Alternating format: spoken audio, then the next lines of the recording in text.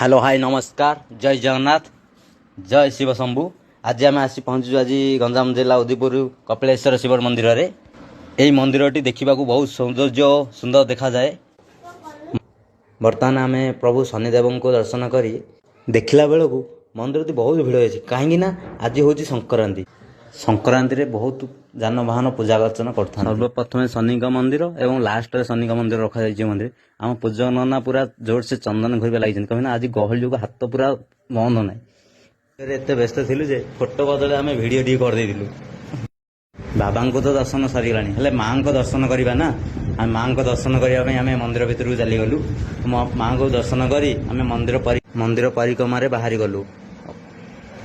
आपण मैंने किए मंदिर टी आसछन्ती कमेंट रे जणाइबे आ मंदिर टी केमिति लागुची कहिबे। जय जगन्नाथ जय शिव शंभु हर महादेव।